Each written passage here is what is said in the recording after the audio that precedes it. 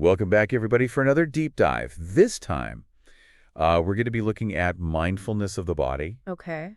and we're going to be looking at a Buddhist sutta that talks about that and the amazing benefits that come with it. Yeah, this is a really fascinating sutta because, you know, it's an ancient text, but it has so much to offer in terms of practical guidance, Right. especially for, our modern world where we're just so busy and distracted all the time and we can feel very disconnected from our Yeah, bodies. for sure.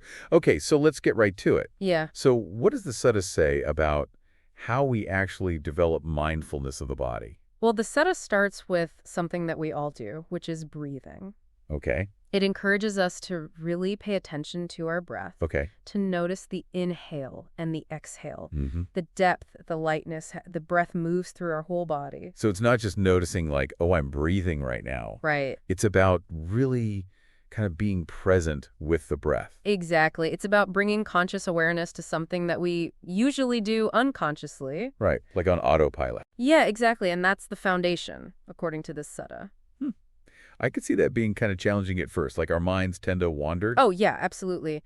But the sutta emphasizes that it's not about forcing our minds to stay focused. Yeah. It's about gently guiding our attention back to the breath whenever it strives. Oh, I see. So it's more of a gentle persistence. Right, so it's almost like training a muscle. The more you practice it, the easier it gets. That's a great analogy. And from there, Okay. the sutta encourages us to expand our awareness to include our physical postures, so walking, Okay. standing, lying down, Right. just consciously recognizing each state, bringing that same mindful awareness to our body's position throughout the day. Okay, so almost like doing a mental body scan throughout the day, just kind of checking in with your posture, Yeah, exactly. how you're holding yourself. Exactly. And the key is consistency. Like the sutta emphasizes this. Right. It's about making this mindful awareness a habit, Mhm. a continuous thread running through our lives. It goes even further than what, though, right? Like the sutta also says we should bring mindfulness into even like the most mundane activities. Oh, absolutely. Like eating, drinking, washing the dishes, even using the restroom. Wow.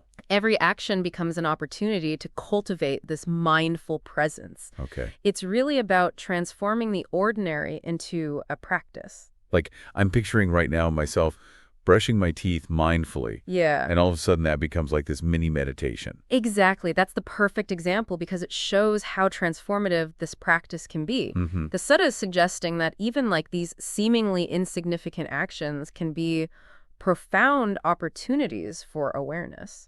Yeah, so far it seems like the focus is on cultivating this kind of general sense of bodily awareness, Mm-hmm. but the sutta goes deeper than that, doesn't it? You're right. It does. It encourages us to move beyond just noticing our physical sensations and postures and to actually contemplate the components of the body itself. Okay. So from our hair and skin all the way to our internal organ fluids, the Sutta invites us to explore the intricate workings of this incredible machine that we inhabit. That sounds a little intense to me. It might sound that way, but the purpose isn't to be morbid or squeamish. Okay. The Sutta's intention is to help us see the body's true nature, to appreciate its complexity, Right. while also understanding its impermanence. So it's more about developing like a sense of curiosity and appreciation for the body rather than getting caught up in judgment or aversion. Exactly. And this leads to another fascinating aspect of the Sutta's approach to mindfulness of the body, Okay. which is contemplating the elements. Okay. So it guides us to see our physical form as composed of earth, water, fire, and air. So instead of just seeing ourselves as flesh and bone, Right. we're seeing ourselves as these elements that are part of like the natural world. Exactly. It's a powerful way to deconstruct our sense of separateness and recognize our interconnectedness with everything around us. So it seems like this is all pointing towards a theme of impermanence. Yeah. Recognizing that our bodies are constantly changing. Mm-hmm. And the sutta, to really drive that point home, includes a contemplation on death, doesn't it? Yes, it does. It encourages us to visualize a decaying corpse. Oh, wow. And while that might sound a little grim, the intention isn't to be morbid or depressing. Okay. It's a powerful practice for cultivating non-attachment to our physical form Okay. and reminding us of the preciousness of life. So by contemplating death, we actually gain a greater appreciation for like the present moment. Exactly. It's about recognizing that this life is a precious gift not to be taken for granted. This is all so fascinating. What stands out to you about these different techniques? I think for me, it's the emphasis on consistency and integration. Okay. The set is not presenting these as like isolated exercises, Hmm. but rather a way of weaving mindfulness into the fabric of our lives. What about you? I'm really intrigued by the idea of contemplating the body as composed of the elements. Yeah. It just feels like such a profound shift in perspective. But all of this is really laying the groundwork for some pretty incredible benefits that the Sutta talks about, right? You're absolutely right. These practices aren't just about cultivating awareness for its own sake. Right. They're the key to unlocking a whole range of benefits, some subtle, some pretty extraordinary. Okay, so let's dive into those benefits. Yeah. What does the Sutta promise us if we diligently practice mindfulness of the body? The Sutta outlines 10 specific benefits, and they range from greater emotional stability to some pretty remarkable abilities. Okay, I'm intrigued. Let's start unpacking these benefits. What's the first one that the Sutta mentioned? Well, the first one is mastery over desire and discontent. Okay. The Sutta says that by cultivating mindfulness of the body, we become less swayed by cravings and aversions. So it's not about, like, eliminating desire altogether. Right. It's more about gaining control over how we respond to those desires. Exactly. Think about it. How often do our desires and aversions dictate our actions, our moods, even our sense of well-being? Yeah. The Sutta suggests that through this practice, we can develop a greater sense of equanimity, Okay. a kind of inner stillness amidst the pull of wanting and not wanting. Yeah, that makes sense, because if we're more aware of the sensations associated with craving or aversion, Right. then we might be less likely to get swept away by them. That's a great insight. And this mastery over desire has a ripple effect on so many aspects of our lives. Hmm. It can lead to healthier habits or fulfilling relationships and a deeper sense of contentment. That's a pretty compelling argument for practicing mindfulness of the body. Yeah. So what's the next benefit that the Sutta highlights? The second benefit is overcoming fear and dread. Okay. The Sutta suggests that by grounding ourselves in the present moment through bodily awareness, we become less susceptible to anxiety and worry. I can see how that might work, because when we're caught up in our thoughts about the future or dwelling on the past, Yeah. it's easy to, like, spiral into anxiety. Right. But if we're anchored in the present moment through our senses, Mm-hmm. we might be less likely to get pulled into those thought patterns. That's a great way to put it. The Sutta isn't saying that we'll never experience fear again, Okay. but rather that mindfulness provides us with a tool for navigating those difficult emotions with more skill and resilience. Mm-hmm. By bringing our attention to the sensations of fear in the body, Right. we can learn to observe them without getting overwhelmed. So it's almost like creating a space between the emotion and our reaction to it. Exactly. That space, that pause, is where we find freedom. So the first two benefits are about cultivating greater emotional stability. Yeah. But what about, like, the physical benefits? Does the Sutta mention anything about those? Yes, the Sutta lists a number of physical benefits, particularly in terms of resilience. Okay. It says that mindfulness of the body can help us endure physical challenges like cold eat, hunger, illness, and even harsh words. I'm a little skeptical about that. Does the Sutta really claim that mindfulness can, like, make us immune to physical discomfort? Not immune, exactly, but it does suggest that by cultivating a deep awareness of bodily sensations, Right. we can develop a greater capacity to tolerate discomfort Okay. without becoming overwhelmed by it. So it's not about becoming superhuman. Right. It's more about changing our relationship to discomfort. Precisely, the Sutta is pointing to a kind of inner strength that comes from facing our physical experience with this mindful awareness. Okay, so we've got emotional regulation, we've got resilience, and what else? Okay. This is where the Sutta takes a bit of a turn, right? Yes, the next set of benefits that the Sutta describes are what we might call supernormal abilities. Okay. These include accessing the jhanas, which are states of profound meditated absorption, and various psychic powers. Okay, the psychic powers are where I start to get a little lost. Sure. Like multiplying oneself, Yeah. traveling to other realms, reading minds. Mm-hmm. Does the Sutta really mean this literally? It's important to remember the context. Okay. The Sutta isn't presenting these abilities as like parlor tricks or superpowers. Okay. They're described as fruits of dedicated practice, signs of spiritual progress along the path to liberation. So it's not about seeking these powers for personal gain, Right. but rather recognizing them as potential byproducts of a deep and committed practice. Exactly. And even if we don't personally experience these extraordinary abilities, Okay. the core message of the Sutta remains incredibly powerful. So even if we never develop the ability to teleport or read minds, Right. the practice of mindfulness of the body still offers a wide range of tangible benefits. Absolutely. The Sutta's teachings on cultivating awareness, equanimity, and resilience are valuable tools for anyone seeking to live a more peaceful and fulfilling life. I appreciate that perspective. It makes these teachings feel more accessible, even if the idea of psychic powers feels a bit out there for me. Yeah. So what are some of the other supernormal abilities that the Sutta mentions? Well, there's clairaudience, the ability to hear subtle sounds, both near and far. Okay. There's telepathy, the ability to understand the minds of others.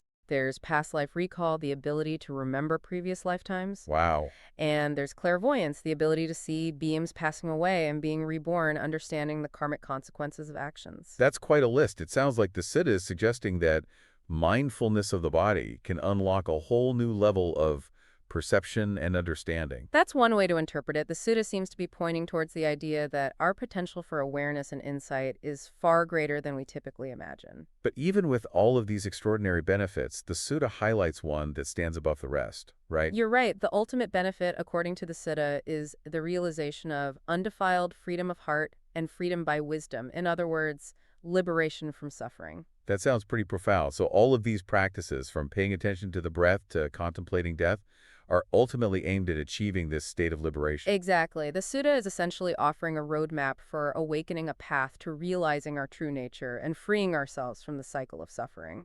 I'm curious, out of all these benefits, which one resonates most strongly with you?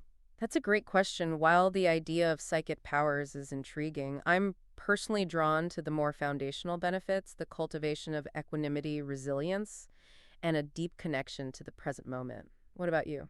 I think for me, it's the promise of freedom from fear and dread. Okay. The idea of navigating life's challenges with more grace and ease is incredibly appealing. That's a beautiful aspiration, and it's a reminder that the path to freedom to liberation is available to each of us right here and now within the very body we inhabit. This has been such an insightful exploration so far, but I'm wondering, how do all these ancient teachings apply to our modern lives? Yeah, Can we really expect to experience these benefits in our busy, tech-driven world?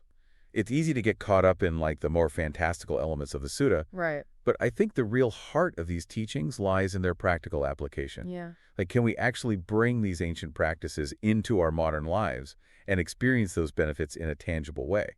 Absolutely. In fact, I'd say that these teachings are even more relevant today than ever before. I mean, we live in a world that's constantly bombarding us with distractions, pulling us away from the present moment, Yeah. and disconnecting us from our bodies. For sure. Mindfulness of the body offers a really powerful antidote to this kind of modern malaise. So it's not about like retreating to a cave in the Himalayas to meditate for hours on end. Right.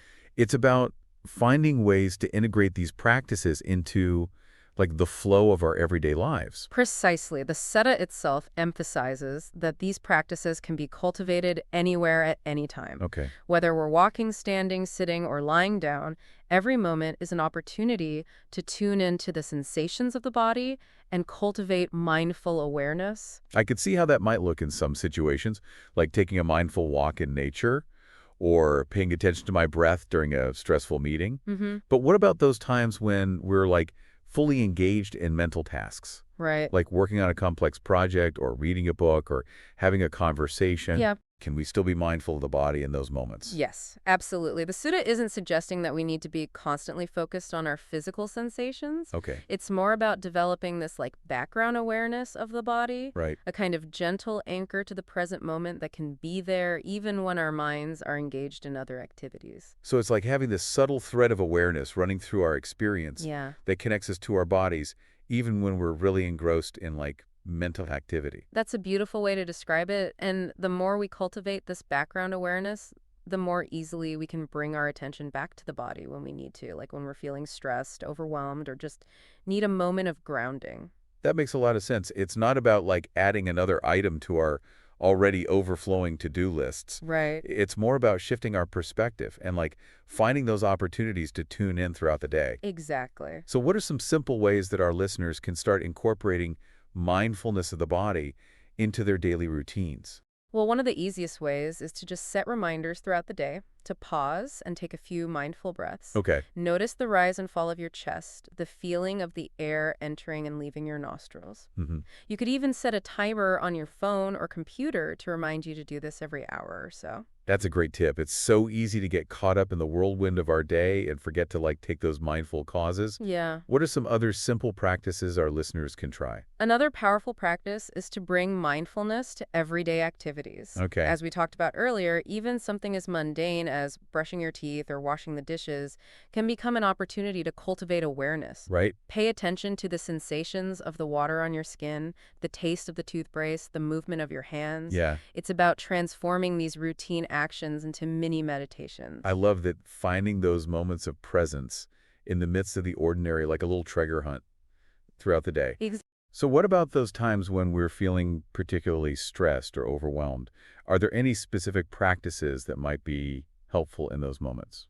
Yes, there are a couple of techniques that can be helpful when we're feeling stressed or anxious. Okay. One is a simple body scan meditation. Okay. You can do this lying down or sitting comfortably in a chair. Mm-hmm. Starting with your toes, slowly bring your attention to each part of your body, Okay. noticing any sensations that arise: warmth, coolness, tingling, pressure. Right. As you move through the body, imagine breathing into each area, bringing a sense of relaxation and ease. I've tried body scan meditations before, and I find them so grounding. Yeah, It's like giving yourself a little bit of self-care, a moment to just check in and reconnect with your physical experience. absolutely.